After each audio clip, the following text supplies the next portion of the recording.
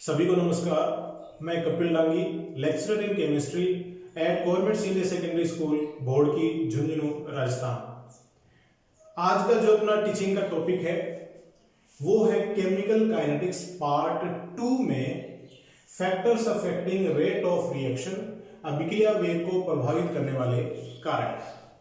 Chemical kinetics part first में अपन ने अभिक्रिया वेग क्या होता है, कितने प्रकार से अपन अभिक्रिया वेग लिखते हैं, उसका आरेखीय प्रस्तुतिकरण किस प्रकार से होता है, आरेख से उसकी गणना किस प्रकार से होती है, ये अपन पढ़ चुके हैं। आज अपन पढ़ेंगे अभिक्रिया वेग को प्रभावित करने वाले कारक, विशिष्ट अभिक्रिया वेग क्या होता है और ये विभिन्न कारकों को अपन डिटेल में पढ़ेंगे। देखिएगा, यहां पर मैंने एक ये लिस्ट बनाई हुई है जो है अभिक्रिया वेग को प्रभावित करने वाले कारक। सबसे पहले कुछ कारक ऐसे हैं जो अभिकारकों की प्रकृति को डिनोट कर रहे हैं, अभिकारकों की प्रकृति पर निर्भर कर रहे हैं। फिर कुछ कारक ऐसे हैं जो माध्यम की प्रकृति पर निर्भर कर रहे हैं और कुछ और फैक्टर्स हैं जो अभिक्रिया वेग को प्रभावित करते हैं। देखिएगा, अभिकारकों की प्रकृति, अभिकारकों की सांद्रता, और अगर अभिकारक गैस है तो सांद्रता की जगह क्या लेंगे, दाब। फिर अभिकारकों का पृष्ठीय क्षेत्रफल, अभिकारकों की समागम की दर, माध्यम की प्रकृति, तापमान, विकिरण, माध्यम का पीएच और उत्प्रेरक। ये कुछ कारक हैं जिनको एक एक करके अपन डिटेल में पढ़ते हैं। सबसे पहले देखिएगा, मैं लेता हूं अभिकारक की प्रकृति, अभिकारकों की प्रकृति।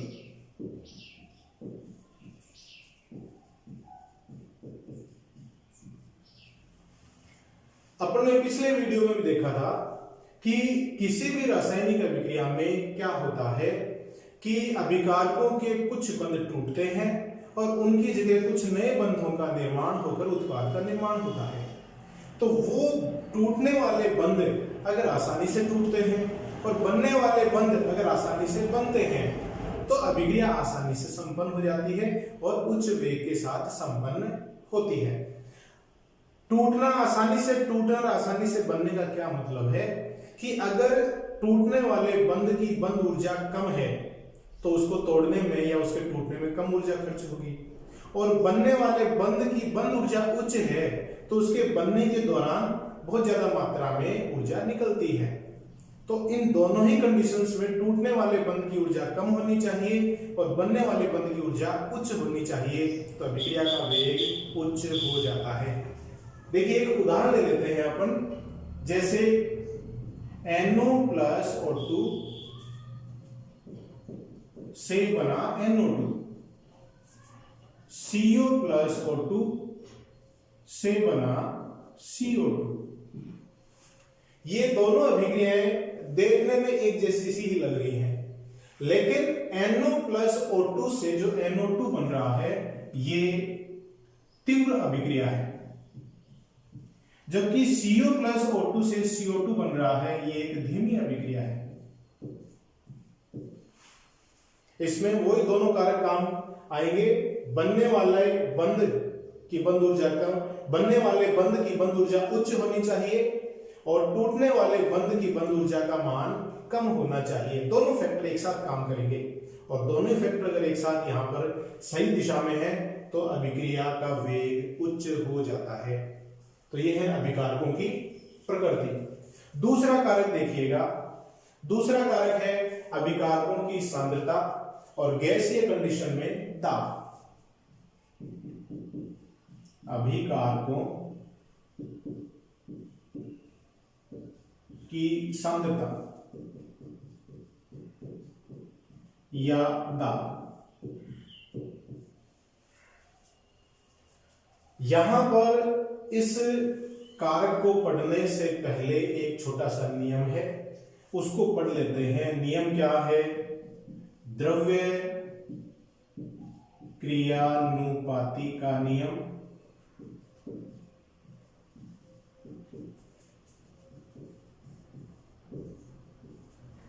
या इसको गुलबर्ग-वागे का नियम भी कहते हैं।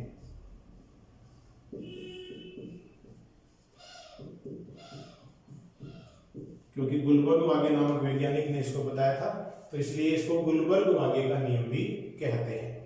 ये नियम क्या कहता है कि किसी भी अभिक्रिया का वेग उस अभिक्रिया में भाग लेने वाले अभिकारकों की सांद्रताओं के गुणनफल के समानुपाती होता है।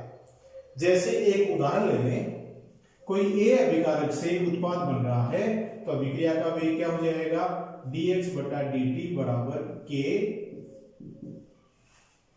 ए मतलब जो वेग है वो ए की सांद्रता के समानुपाती है। एक एग्जांपल और ले लें, a प्लस बी से उत्पाद बन रहा है, तो अभिक्रिया का वेग क्या हो जाएगा, dx बटा dt बराबर k a की सांद्रता गुणा b की सांद्रता। तो अभिक्रिया का वेग अभिकारकों की सांद्रताओं के गुणनफल के समानुपाती हो गया। और एक उदाहरण और ले लें, n1a प्लस n2b से उत्पाद बन रहा है, तो अभिक्रिया का वेग क्या हो जाएगा, dx बटा dt बराबर k a का घातांक n1 और b का घातांक n2। तो यहां पर देखिए क्या है कि किसी अभिक्रिया का वेग अभिक्रिया में भाग लेने वाले अभिकारकों के गुणजों के बराबर घातांक लगाए उनकी सांद्रताओं के गुणनफल के समानुपाती होता है।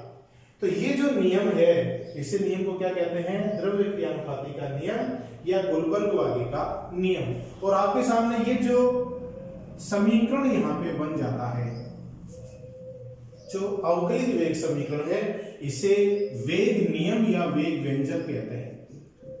वेग नियम या वेग व्यंजक इसको बोला जाता है, रेट लॉ कहते हैं इसको इंग्लिश में। तो देखिएगा, अभिक्रिया का वेग अभिकारकों की सांद्रता के समानुपाती है। ऐसा क्यों हुआ, क्योंकि जो अभिक्रिया होती है अभिकारकों के मध्य, वो अभिकारकों के मध्य होने वाली टक्करों पर निर्भर करती है। प्रति इकाई आयतन में प्रति सेकंड होने वाली जो टक्करें हैं, अभिकारकों के मध्य जो टक्करें हैं, उस पर अभिक्रिया वेग निर्भर करेगा। अगर अभिकारकों की सांद्रता ज्यादा होती है, तो प्रति इकाई आयतन में अभिकारकों के अणुओं की संख्या भी ज्यादा होगी। अणुओं की संख्या ज्यादा होगी तो उनके मध्य होने वाली जो टक्करें हैं वो भी ज्यादा होंगी, और उससे अभिक्रिया वेग बढ़ जाता है। तो इस प्रकार से अभिक्रिया का जो वेग है वो अभिकारकों की सांद्रता पर निर्भर कर रहा है। अगर अभिकारक गैसें हैं, तो अभिक्रिया का वेग दाब पर निर्भर करेगा। अभिकारकों का दाब अगर बढ़ा दें या अभिक्रिया पर दाब बढ़ा देते हैं, तो उस दिशा में अभिक्रिया ज्यादा चलती है जिधर गैसों की संख्या कम होती है। जैसे एक उदाहरण ले लेते हैं, देखिएगा, PCl5 से PCl3 प्लस Cl2 बना। एक और उदाहरण लें, N2 प्लस 3H2 से 2NH3 बना। और एक और उदाहरण ले लेते हैं, H2 प्लस I2 से 2HI बना।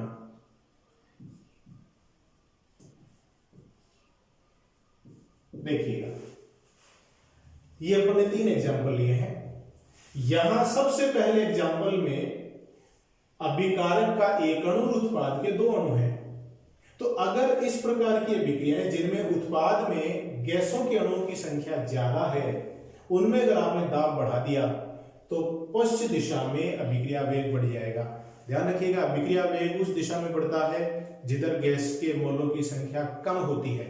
तो इधर 1 मोल है, इधर 2 मोल है उत्पाद की तरफ, तो पश्चिम दिशा में वेग बढ़ेगा। दूसरे उदाहरण में देखिएगा, अभिकारक में गैस के 4 मोल हैं और उत्पाद में सिर्फ 2 मोल हैं। तो अगर आपने दाब बढ़ाया तो अग्र दिशा में इसका वेग बढ़ जाता है। इस तीसरे उदाहरण में देखिएगा, अभिकारक के भी 2 मोल हैं और उत्पाद के भी 2 मोल हैं। इन पर अगर आपने दाब बढ़ाया तो अभिक्रिया वेग में वृद्धि नहीं होगी। क्यों? दोनों तरफ गैस के मोलों की संख्या एक समान है। तो वे अभिक्रियाएं जिनमें अभिकारक और उत्पाद दोनों में गैस के मोलों की संख्या समान होती है, उन पर दाब परिवर्तन का प्रभाव नहीं पड़ता है। तो ये भी चीज ध्यान रखिएगा। तो ये कारक है अभिकारकों की सांद्रता या दाब। तीसरा कारक देखिएगा अभिकारकों का पृष्ठीय क्षेत्रफल। अभिकारकों का पृष्ठीय क्षेत्रफल। देखिएगा अभिकारक के कणों का आकार जितना बड़ा होता है उसके पृष्ठीय क्षेत्रफल का मान उतना कम होता है, और अगर अभिकारकों के कणों का आकार जितना छोटा होता है उसके पृष्ठीय क्षेत्रफल का मान उतना ज्यादा होता है। और अभिक्रिया जो होती है वो अभिकारकों के पृष्ठ पर ही होती है। तो अगर पृष्ठीय क्षेत्रफल का मान ज्यादा होगा तो अभिक्रिया का वेग भी ज्यादा होगा। एक सिंपल सा उदाहरण लें कि जैसे अपने बड़े लकड़ी के टुकड़े को जलाते हैं और उसी के साथ उतने ही बड़े लकड़ी के टुकड़े को चूरा बनाकर या छोटे छोटे टुकड़े करके जलाते हैं, कौन सा जल्दी जलेगा? वे लकड़ी के टुकड़े जल्दी जलेंगे जो छोटे छोटे आकार के हैं। क्यों?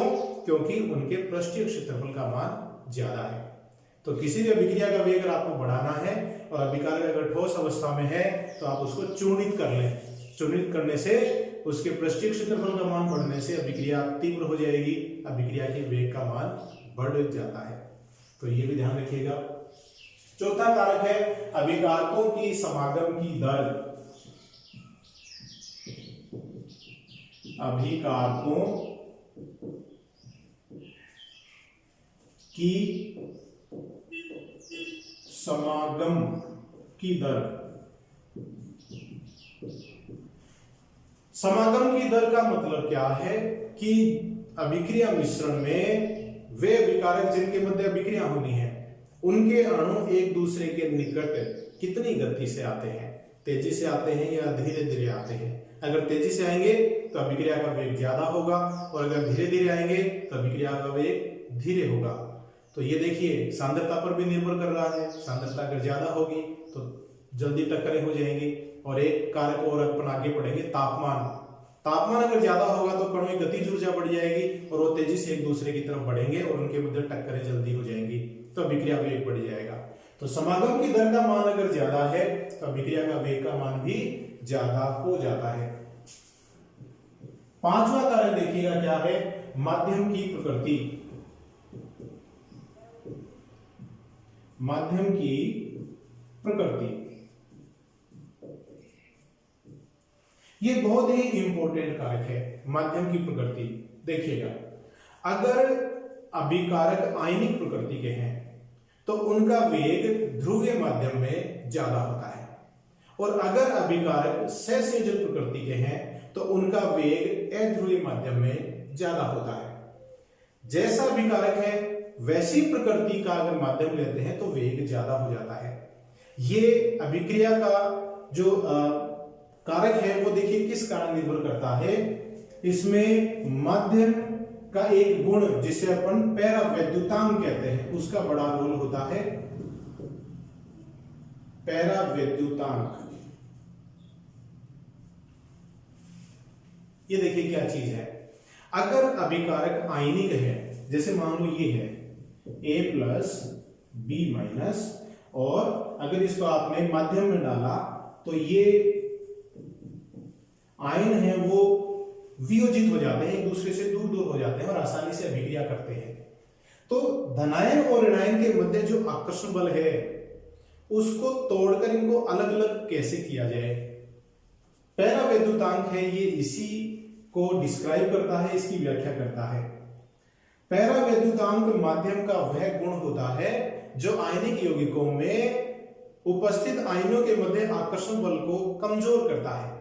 जैसे जल के पैरावैद्युतांक का मान 80 होता है। इसका मतलब क्या है कि जल में जो अपन आयनिक यौगिक डालेंगे तो जल है वह आयनिक यौगिकों के आयनों के मध्य आकर्षण बल को 80 गुना कम कर देगा। तो आयन है वो एक दूसरे से दूर हो जाएंगे, वियोजित हो जाएंगे और आसानी से अभिक्रिया कर सकेंगे। तो अगर किसी माध्यम का पैरावैद्युतांक जितना ज्यादा है उसमें आयनिक यौगिकों की अभिक्रिया उतनी ही ज्यादा होती है। तो पैरावैद्युतांक माध्यम की प्रकृति है और ये इसमें होने वाली अभिक्रियाओं के वेग को प्रभावित करता है। तो यह है माध्यम की प्रकृति। नेक्स्ट देखिएगा तापमान। तापमान है वह किसी भी अभिक्रिया वेग को कैसे प्रभावित करता है।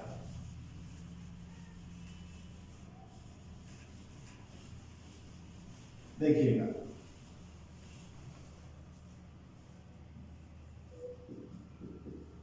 तापमान,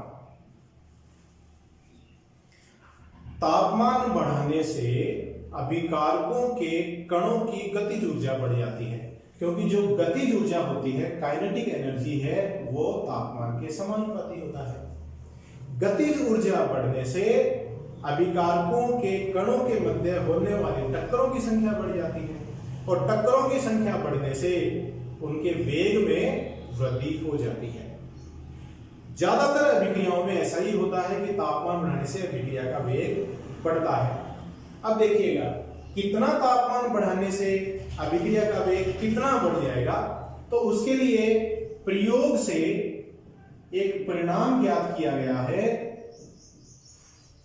कि किसी भी अभिक्रिया मिश्रण के तापमान में 10 डिग्री सेंटीग्रेड या 10 केल्विन तापमान की वृद्धि कर देने पर उनका वेग 2 से 3 गुना हो जाता है।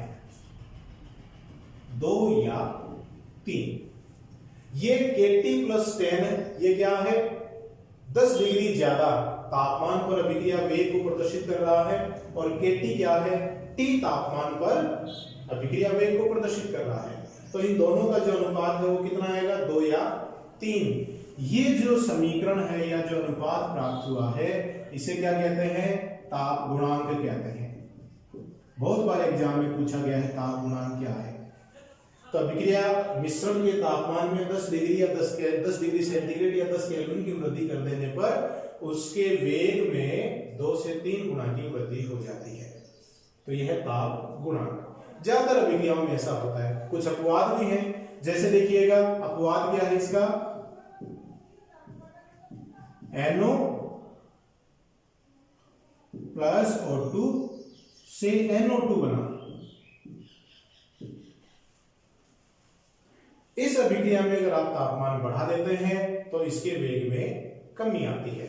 तो ये इस तापमान का जो प्रभाव पड़ रहा था, जो अपन ऊपर देखा, उसका अपवाद है। तो इस तरह से ये ताप की व्याख्या कर सकते हैं। अगला कारक है विकिरण।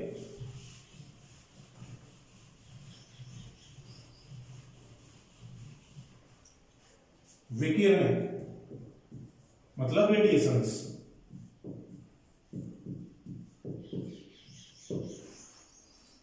कुछ अभिक्रियाएं ऐसी होती हैं जो प्रकाश से ऊर्जा के पैकेट, जिनको अपन फोटोन कहते हैं, ग्रहण करके अभिक्रियाएं संपन्न करती हैं। उन अभिक्रियाओं में अगर अपन प्रकाश की तीव्रता बढ़ा देते हैं या प्रकाश ज्यादा डालते हैं तो उनका वेग बढ़ जाता है। देखिए कुछ उदाहरण लेते हैं, जैसे H2 + Cl2 अगर अंधेरे में करवाते हैं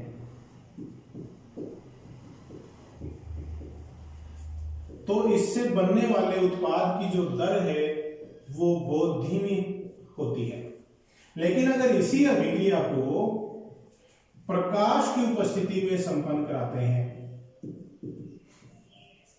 तो ये काफी तीव्र गति से संपन्न होती है। क्यों? क्योंकि H2 और Cl2 को जो अभिक्रिया करने के लिए आवश्यक ऊर्जा की जरूरत है वो ये प्रकाश के फोटोन से ग्रहण करते हैं।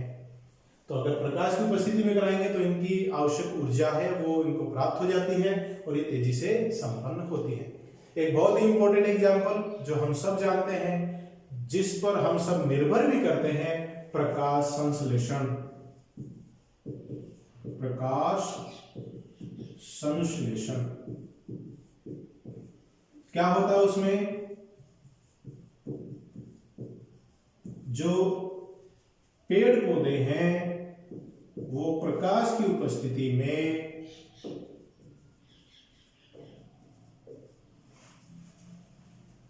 CO2 ग्रहण करते हैं, जल को ग्रहण करते हैं और हमारे लिए भोजन, कार्बोहाइड्रेट और श्वास लेने के लिए ऑक्सीजन का निर्माण करते हैं। ये जो क्रिया है ये सिर्फ प्रकाश की उपस्थिति में ही संपन्न हो पाती है, अंधेरे में प्रकाश संश्लेषण नहीं होता है। तो ये विकिरणों की उपस्थिति में इस तरह से अभिक्रियाएं प्रभावित होती हैं। नेक्स्ट है माध्यम का पीएच। यह भी बहुत ही इंपॉर्टेंट कारक है। माध्यम का पीएच देखिएगा, कुछ अभिक्रियाएं ऐसी होती हैं जो अम्लीय माध्यम में संपन्न होती हैं, कुछ अभिक्रियाएं ऐसी होती हैं जो क्षारीय माध्यम में संपन्न होती हैं। पीएच का जो प्रभाव पड़ रहा है ये ज्यादातर उन अभिक्रियाओं पर पड़ता है जो जलीय माध्यम में संपन्न होती हैं। अब देखिए एक उदाहरण ले लेते हैं अपन, thallium third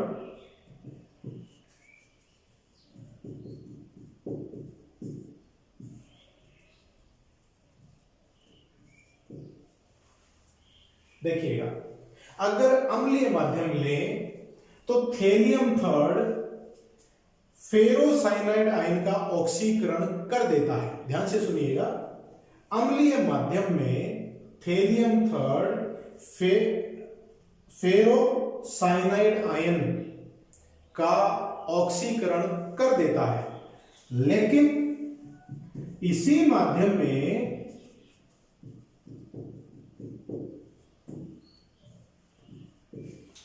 thallium first ferricyanide ion द्वारा ऑक्सीकृत नहीं हो पाता है। अम्लीय माध्यम में थेलियम थर्ड इसका ऑक्सीकरण कर देगा, लेकिन फेरीसाइनाइड आयन थेलियम फर्स्ट का ऑक्सीकरण नहीं कर पाएगा। और इससे अगर उल्टा ले लें क्षारीय माध्यम, तो क्षारीय माध्यम में फेरीसाइनाइड आयन थेलियम फर्स्ट का ऑक्सीकरण कर देगा, लेकिन थेलियम थर्ड फेरोसाइनाइड आयन का ऑक्सीकरण नहीं कर पाएगा। तो ये किस पे निर्भर किया? माध्यम के पीएच पर। तो बहुत सारी अभिक्रियाएं ऐसी हैं जो जलीय माध्यम में होती हैं, वो माध्यम की प्रकृति में उनके पीएच पर निर्भर करती हैं। नेक्स्ट है उत्प्रेरक, बहुत ही इंपॉर्टेंट कारक है। उत्प्रेरक देखिए अभिक्रिया वेग को किस प्रकार से प्रभावित करता है। उत्प्रेरक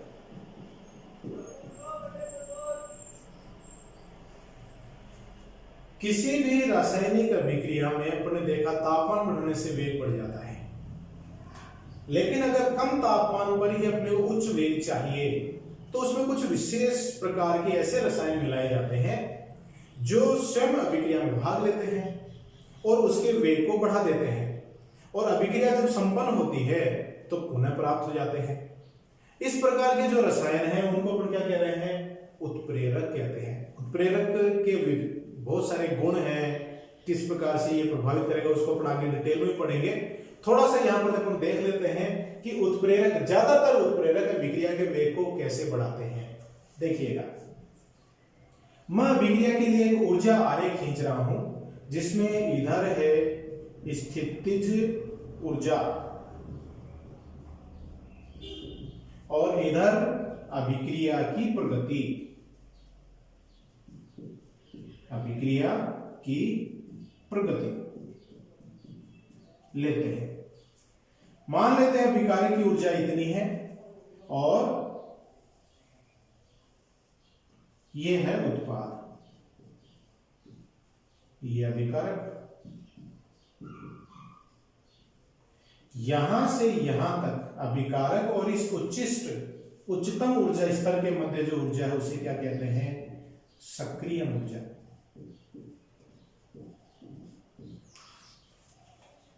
इस आरेख में देखिए अपन क्या देख रहे हैं कि इन अभिकारकों को उत्पाद में परिवर्तित होने के लिए इस ऊर्जा अवरोध के ऊपर से गुजरना पड़ता है। मतलब इनको इतनी ऊर्जा और चाहिए, कम से कम इतनी ऊर्जा और चाहिए। तो किसी भी अभिक्रिया को संपन्न होने के लिए आवश्यक अतिरिक्त न्यूनतम ऊर्जा को क्या कह रहे हैं? सक्रियण ऊर्जा कहते हैं। अगर किसी अभिकारक के पास इतनी अतिरिक्त ऊर्जा नहीं आई तो अभिक्रिया नहीं कर पाते हैं। तो ये आरेख कब है? जब इसमें आपने उत्प्रेरक नहीं डाला, उत्प्रेरक की अनुपस्थिति में।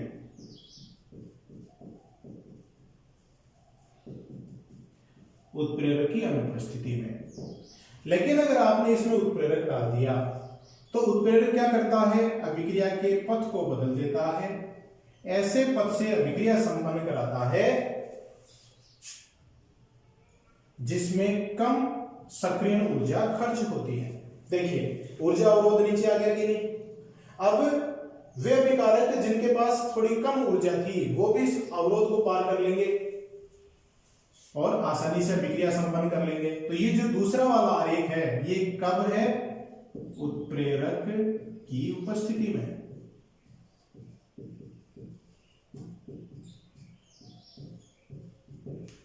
तो उत्प्रेरक है वो अभिक्रिया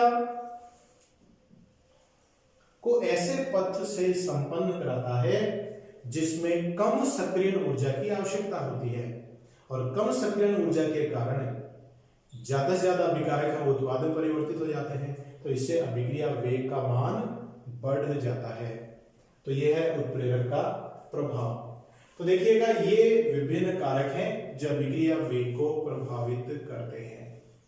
अब इसी में दूसरा टॉपिक लेते हैं।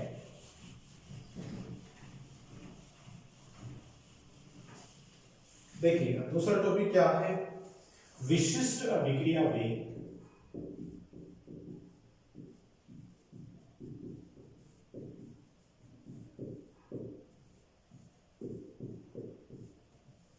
स्पेसिफिक रिएक्शन रेट, स्पेसिफिक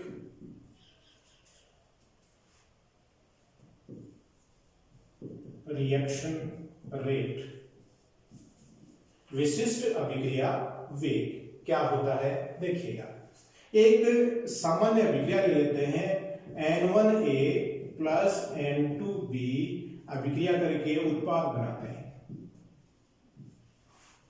गुलबर्ग-वागे के नियमानुसार अभिक्रिया वेग व्यंजक को कैसे लिखेंगे, dx बटा dt बराबर k a raise to the power n1 गुणा b raise to the power n2। तो ये हो गया वेग व्यंजक या वेग नियम। अब इसमें कंडीशन लगाते हैं, अगर a और b दोनों की सांद्रताएं इकाई हो, दोनों की सांद्रताओं के मान अगर एक है, 1 मोल प्रति लीटर, तो इकाई हो गया, इकाई हो तो ये समीकरण किस प्रकार हो जाएगा, dx बटा dt बराबर k, ये समीकरण आ जाता है। तो यहां पर जो ये k है जो कि क्या था, वेग स्थिरांक था, k क्या है, वेग स्थिरांक, जो कि इस कंडीशन में क्या कहलाएगा, विशिष्ट अभिक्रिया वेग।